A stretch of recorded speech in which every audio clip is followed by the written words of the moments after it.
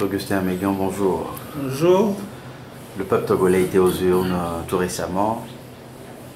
Le chef de l'État sortant, Faure Issozina Nyonsimbe, a été reconduit. La Cour constitutionnelle l'a proclamé comme vainqueur. Quelle analyse faites-vous de cette situation et que pensez-vous de l'opposition au jour d'aujourd'hui? Vous savez, depuis qu'on est sorti de l'élection présidentielle, avec la victoire donnée au président Faure Nyonsimbe dans les conditions qu'on sait, d'abord par la CENI et puis confirmée par la Cour constitutionnelle, il y a comme un climat de morosité qui prévaut dans le pays. Et à cela vient s'ajouter le retard, l'annonce de la nouvelle équipe gouvernementale. Tout ça n'est pas de nature à mettre les Togolais au travail. Il y a comme un malaise profond qui quelque part traduit un désaccord profond du peuple avec la façon dont les choses se sont passées. Et ça pose une sérieuse question par rapport à la crédibilité, par rapport à la sincérité des résultats. Mais cela dit, c'est aussi vrai que l'opposition a ses responsabilités par rapport à tout ça. Une fois de plus, elle n'a pas réussi à amorcer ce tournant décisif de concert. Et ça fait qu'aujourd'hui, on se demande de quel pied cette opposition peut rebondir. D'autant plus que le parti qui semblait être la locomotive de cette opposition, qui est l'ANC, sort également très affaibli de cette élection-là. Même si, à mon avis, je ne continue pas à penser que cette élection-là, il ne fallait pas la boycotter. Mais l'ANC n'a pas réussi à fédérer les autres forces autour d'elle, ou d'autres partis également ont joué esprit à la division pour faire le jeu du pouvoir. Tout ça fait qu'aujourd'hui, les Togolais qui aspirent pourtant fortement au changement semblent être désintéressés de la politique. Et on se demande comment est-ce qu'on parviendra à nouveau à intéresser les Togolais à la politique togolaise pour qu'ils se mobilisent et fassent en sorte que l'aspiration à l'alternance aboutisse un jour, et cela de façon pacifique. Alors, le chef de l'État, juste après sa réélection, proclamé par la Cour constitutionnelle bien sûr, a nommé un nouveau Premier ministre en la personne de M. Selom Klassou.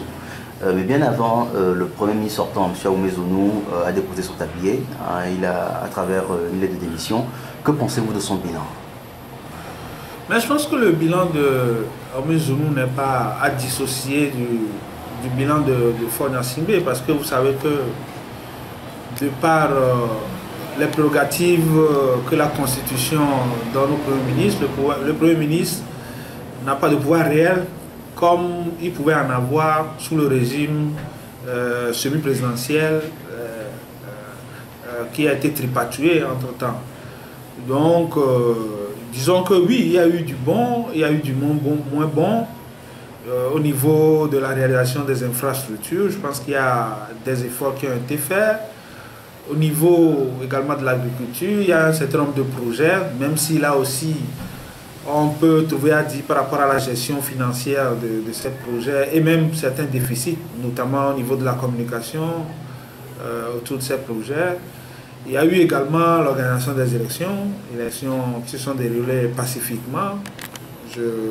Pour ce qui concerne la vérité des urnes, ça reste toujours un défi pour le pays.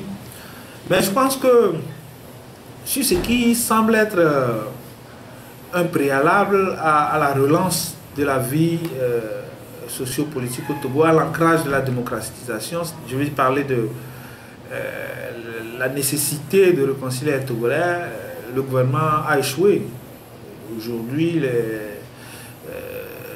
c'est-à-dire que l'essentiel même n'a pas été fait d'abord pour parvenir à cette réconciliation. La mise en œuvre des recommandations de la CVJA sur ce plan sont restées en rade. Le reliquat de l'APG qui devait participer à la consolidation de la démocratie et garantir la tenue d'élections transparentes, et équitables et démocratiques, tout a été fait pour empêcher la mise en œuvre du reliquat de l'APG. Donc, je pense que sur ce plan-là, le gouvernement et donc son Premier ministre, Artem Aoumezounou, tout comme Fonya Simbe, donc, ont échoué sur ce plan. Alors, que pensez du nouveau Premier ministre, M. Selom Klessou? Est-ce qu'il pourra faire l'affaire?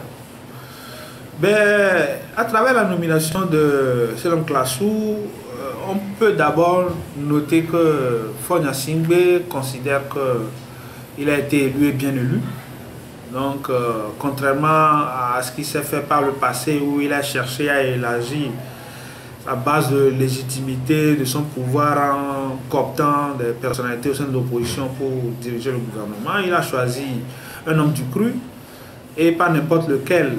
C'était un faucon du système qui a été choisi pour conduire le gouvernement. Vous savez que c'est l'homme Klessou qui a conduit la campagne de Fonya Simbe en 2005, après le décès de Gnassingbé Adima, et vous savez ce qui s'est passé en 2005. Et c'est également l'actuel Premier ministre qui a souvent conduit les délégations du RPT et puis de UNIR aux différents dialogues qui ont capoté, du fait principalement du pouvoir qui ne voulait pas de la mise en œuvre du reliquat de l'APG. Donc, une telle personnalité à la tête du gouvernement, on peut dire que c'est la ligne dure qui l'a emporté. Mais en même temps, parfois, la ligne dure exposée est bien obligée aussi de faire des concessions. C'est en cela que la nomination de Selom Klessou à la tête du gouvernement peut être une épreuve de vérité pour UNIR par rapport au discours que UNIR a toujours tenu, à savoir discours de réconciliation, de concorde nationale. On verra bien comment est-ce qu'il va conduire le gouvernement. Parce que par le passé, on a eu à la tête du gouvernement soit un technocrate comme Humbo, soit des premiers ministres de l'opposition, et puis derrière, les bureaucrates et les faucons du système tiraient le pouvoir vers le bas. Aujourd'hui, on a Selom Klessou qui semble être l'une des têtes de pont de la ligne dure, eh bien on verra bien si UNI va faire des concessions ou pas. Mais il est évident également que tout ça là aussi dépendra de la capacité de l'opposition à s'organiser pour remettre à jour les revendications légitimes du peuple togolais à travers tout ce qu'il est nécessaire de faire aujourd'hui pour l'ancrage de la démocratisation au Togo. Alors depuis un certain temps, le chef de l'État a disparu des radars, on ne le trouve plus, on ne le voit plus à l'écran. Est-ce que vous pensez que cela soit normal pour un chef d'État? Est-ce que vous ne pensez pas qu'on puisse quand même dire quelque chose au peuple? Et certains estiment qu'il est malade et d'autres, enfin son entourage prétend qu'il est bien portant. Que pensez-vous? Quelle analyse faites-vous autour de cette situation-là? C'est une situation anormale. Je l'ai dit tantôt, ce n'est pas une situation qui est de nature à rassurer les citoyens, à rassurer les investisseurs et à garantir un climat propice des affaires au Togo, parce que c'est quand même la plus haute personnalité de l'État. Et on sait aussi ce qui s'est passé en 2005 après le décès subit de Gnassingbé Adima. Donc ce scénario-là hante les esprits et forcément les hommes d'affaires également ne peuvent pas être rassurés si ces rumeurs-là circulent. Personnellement, et par rapport à la déontologie du métier, je ne souhaite pas supputer autour de la santé du président de la République. À défaut d'un bulletin de santé ou d'une source hospitalière, je ne me trouve pas en droit de supputer autour de la santé du président de la République.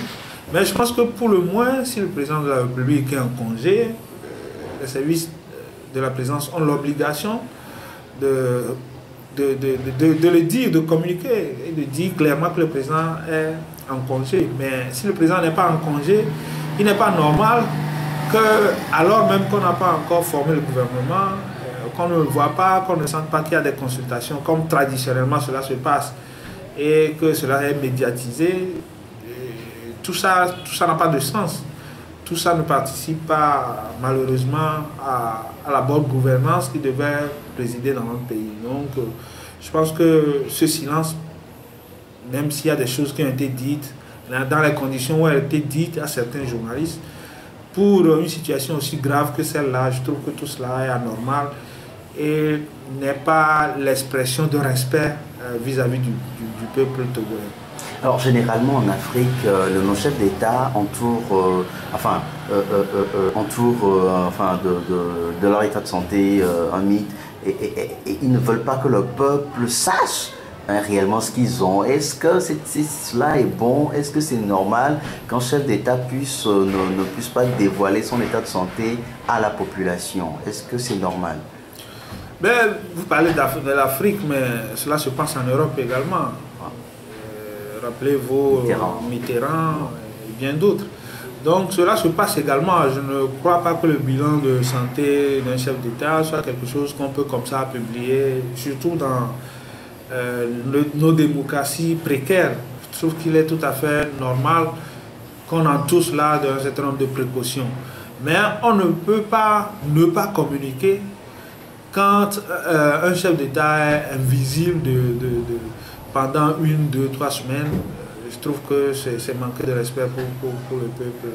Et surtout que le pays est actuellement sans gouvernement. Je trouve que cela est tout à fait scandaleux. Alors, croyez-vous, peut-être pour une dernière question, croyez-vous que l'opposition soit encore capable d'obtenir les réformes du régime? Ben, il le faut. Je suppose que quand vous parlez de l'opposition, vous pensez avant tout aux partis politiques, mais je pense que la société civile également a intérêt à ce que les réformes soient mises en œuvre le plus rapidement possible. Donc, il appartient aussi bien à la classe politique, à la société civile, de réfléchir aux moyens pour faire en sorte que on puisse, s'il le faut, obliger les acteurs politiques à commencer la mise en œuvre des réformes. Certaines ont commencé, c'est vrai, mais les réformes majeures qui restent, quand on commence le processus de dialogue qui doit amener à la mise en œuvre consensuelle de ces réformes, comme cela a été recommandé par l'APG. Je pense qu'il est urgent que très rapidement on trouve une solution à la question de la limitation du mandat, à la question du mode de scrutin, aux réformes du cadre électoral, pour que très rapidement on puisse aller aux élections locales, quelque chose aussi qui manque à la démocratie togolaise, pour qu'on puisse ramener l'ancrage de la démocratie à la base au Togo. Parce que sans la décentralisation, on a l'impression qu'on commence par construire la maison démocratie au Togo par le toit. Il faut commencer par la fondation pour que cela soit solide. Donc il faut très rapidement régler cette question de la décentralisation pour qu'on puisse organiser les élections locales et doter les collectivités locales de dirigeants élus par les soins des populations à la base. Alors Augustin Megan, merci beaucoup. C'est moi qui vous remercie.